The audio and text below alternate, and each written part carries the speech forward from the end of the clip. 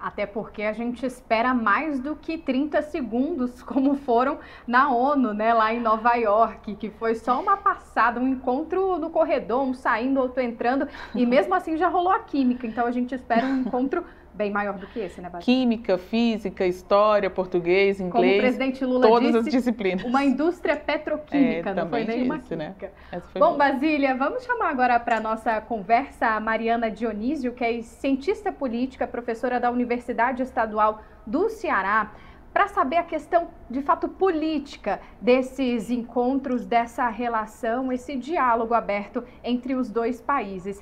Professora, muito obrigada pela participação. Eu queria começar perguntando à senhora se essa aproximação fortalece a imagem do presidente Lula. Semana passada a gente teve uma pesquisa, Genial Quest, que mostra o aumento da popularidade de Lula. Esse tipo de encontro aumenta, esse tipo de relação, né, que o encontro de fato entre os dois presidentes ainda não aconteceu, mas esse tipo de relação fortalece a imagem de Luiz Inácio Lula da Silva. Boa tarde, seja bem-vinda. Boa tarde, obrigada pelo convite, Vitória, Basília e a audiência.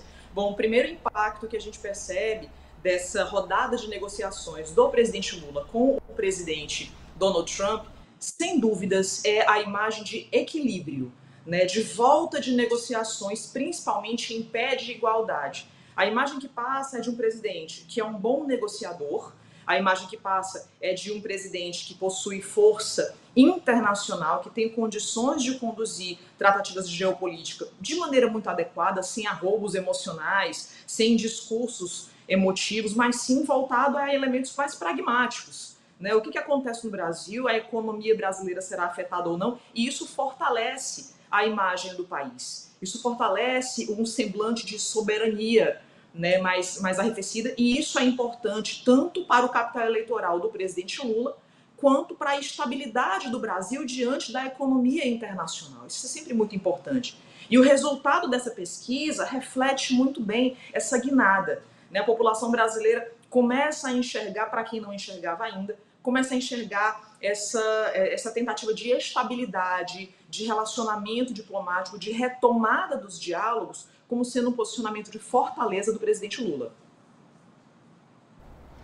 Eu estava lembrando aqui, professora, sobre a indicação para embaixador dos Estados Unidos aqui no Brasil, né? Porque quando a gente fala dessa relação de alto nível, desse diálogo de alto nível, a gente está tratando da magnitude de presidentes que conversam, ministros que conversam, mas olhando aqui para baixo, né, quem representa os países em cada um desses postos diplomáticos, o Brasil tem embaixadora lá nos Estados Unidos, mas os Estados Unidos não tem, no atual contexto, um embaixador aqui.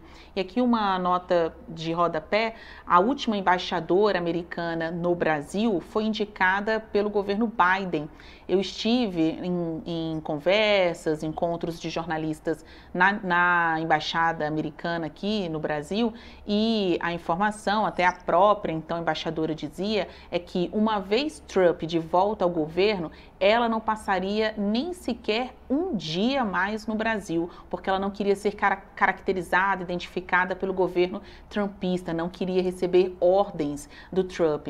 Tão logo veio a posse do presidente americano, eu vou dizer até que faltando poucos dias para a posse, não foi nem depois, faltando poucos dias para a posse, a Elizabeth Bengal fez as malas e se mandou do Brasil, voltou para os Estados Unidos. Mas ficou aquela expectativa, né, de quando então o novo presidente americano, Donald Trump, indicaria um novo ou uma nova embaixadora para representar os interesses do país aqui. Você acha que isso pode acontecer ainda neste ano? E o que significaria isso? Basília, é uma pergunta excelente, porque a gente está hoje no coração da diplomacia internacional. Hoje o Brasil se posiciona muito bem. E a gente tem um chanceler aqui do Brasil, a gente tem base de negociação, sobretudo com elementos técnicos, o que é importantíssimo ressaltar. O Mário Vieira tem um histórico, ele tem uma trajetória de análise geopolítica muito bem sucedida. E hoje a gente tem nos Estados Unidos para tratar com a gente o Marco Rubio, que não é o que pode se chamar de uma pessoa que tem uma trajetória consolidada na diplomacia Ele chega agora, ele chega com pouquíssima experiência em geopolítica, ele chega com baixíssimo capital humano para essa inter-relação, e é a arma que nós temos, é o que os Estados Unidos possuem para negociar com o Brasil.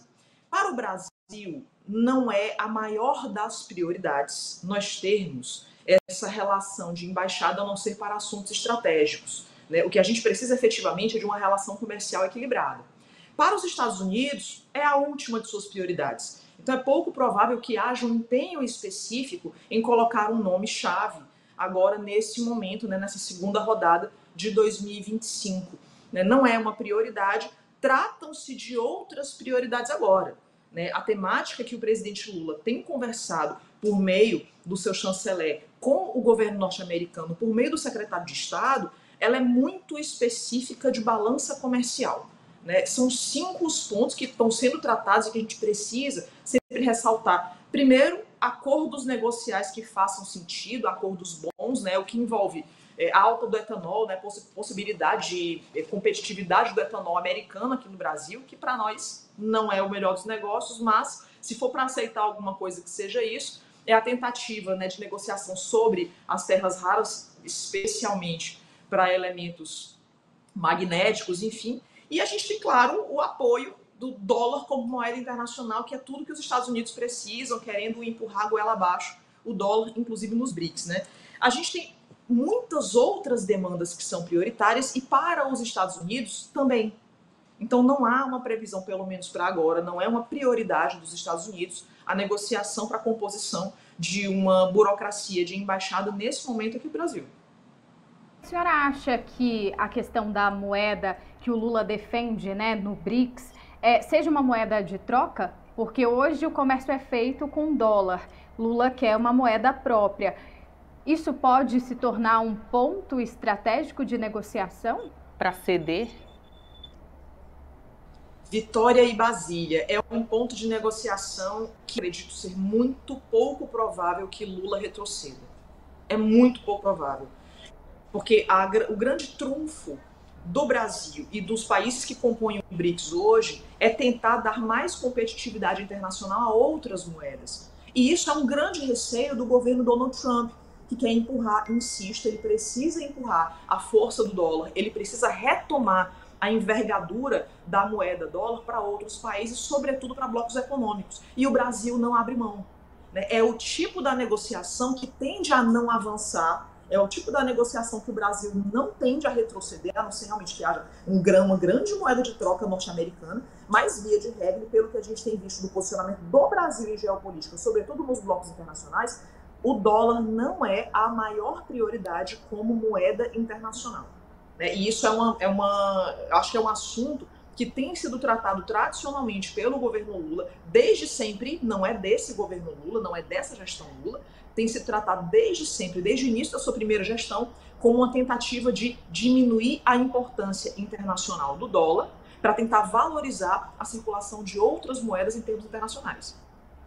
Fazendo aqui um trocadilho com as palavras, então esse tijolaço dos BRICS, né? BRICS é tijolo em inglês, vai continuar sendo uma arma na mão do governo brasileiro, porque, como muito bem a senhora colocou, quando ele fala em nome dos BRICS, ele está falando em nome do conjunto, né? De todos os países, não só esses que compõem a sigla, né? Brasil, Índia, Rússia e África do Sul, como também os novos, né? Os parceiros recém-ingressos nesse bloco. Não dá para ele ir negociar todo o futuro do BRICS em nome do bem-estar do Brasil e do fim do tarifaço por aqui.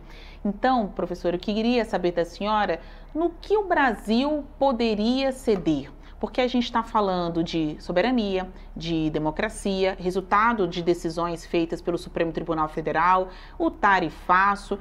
A senhora trouxe para a nossa conversa muito bem uma ótima reflexão sobre o fim da dolarização dos BRICS.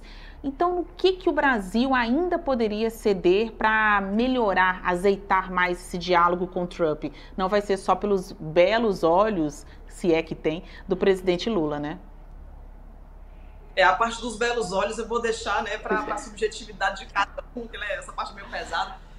Mas que o Brasil pode fazer na rodada de negociações? São 5 a 6 pontos para a gente esclarecer para o grande público, que é muito importante.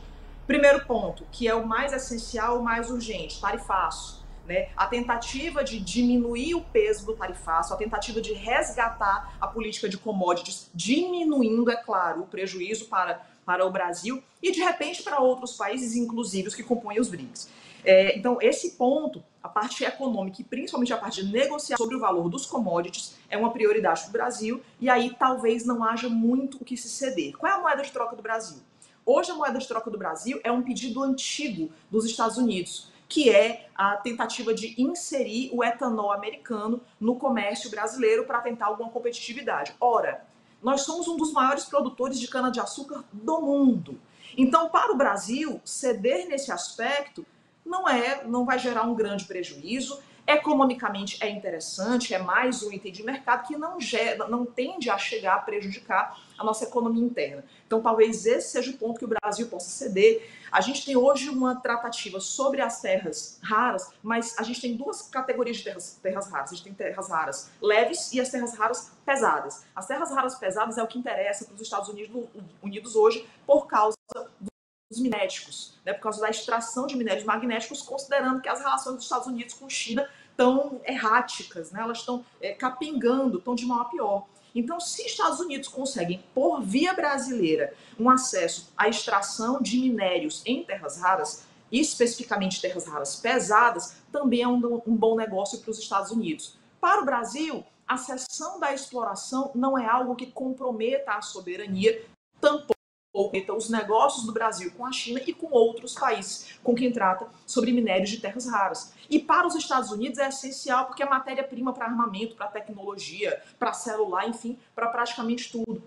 Então são dois pontos que o Brasil pode negociar com fluidez, com tranquilidade. Agora, algo que é inegociável. Dolarização, realmente acho pouquíssimo provável. A ideia não é conter o avanço de outras moedas, muitíssimo pelo contrário. Outro ponto que é de difícil negociação, os passaportes diplomáticos, né, e a perseguição para autoridades, grandes autoridades brasileiras em relação à documentação. Acredito eu que a negociação tende a avançar, porque não é o ponto mais grave, mas o Brasil ele também não volta atrás nesse ponto, né, principalmente. E claro, quando se fala dessas retaliações, a gente não pode tirar o elemento político.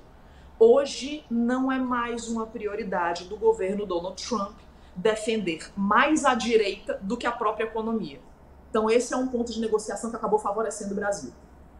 E a senhora acha que aquela fala do presidente Lula lá desde o início, quando Donald Trump colocou esse tarifaço de que, ok, vieram as tarifas, vamos procurar outros mercados, porque essa negociação política, de fato, que os Estados Unidos queriam, isso não vai acontecer. Fez com que abrisse hoje essa porta de diálogo, essa negociação, ver que o Brasil não iria ceder naqueles pontos que justamente Donald Trump queria? O presidente Lula, Vitória, ele se mostrou um grande estadista, um grande negociador. Ele não retrocedeu. Ele empenhou a sua palavra dizendo que ia defender a soberania brasileira, custasse o que tivesse de custar. E esse posicionamento, né, essa força, inclusive sob o aspecto diplomático, ela representa muito, ela tem uma simbologia enorme. E foi justamente no momento em que a população norte-americana, em que o cidadão norte-americano médio começou a padecer com tarifaço do mundo inteiro. O norte-americano médio está pagando 23% a mais da inflação da carne. O norte-americano médio está com dificuldade de tomar café. O norte-americano médio ele está com dificuldade de comprar produtos que dependem de insumos do Brasil. Então a gente está hoje com as cartas na manga. Hoje a gente tem possibilidade. O mercado brasileiro exporta, de todo o seu mercado de exportação, 10% é para os Estados Unidos. Então a gente está no contábil. É lógico, 10%, considerando toda a geopolítica e toda a geoeconomia, é muita coisa, né? Não se esperar. Mas ao mesmo tempo, o nosso grande mercado é na Ásia. O nosso grande mercado para onde a gente exporta aqui no Brasil é na Ásia, 40% é de lá. E a gente tem negociações excelentes, a gente tem uma excelente relação internacional e diplomática com o mercado asiático. A ideia agora do Lula é forçar um pouco mais essa corda, né? Ele entrou com o discurso da soberania, ele entrou com um discurso na roda de negociações, ele não arrefeceu nem um centímetro, ele não retroagiu no seu discurso, e agora a ideia é tentar fazer com que a narrativa da extrema-direita venha a perder força e fazer com que o que realmente importa entre na mesa de negociação. Dinheiro, capital internacional, economia internacional. É isso que tem que voltar para a rodada de negociações. E olha, falando em 2026, né, para a gente encerrar, professora, será que esse perfil de Lula de não arredar o pé, de ser firme ali na palavra e essa abertura desse diálogo pode ser usado para reeleição, possível reeleição do presidente?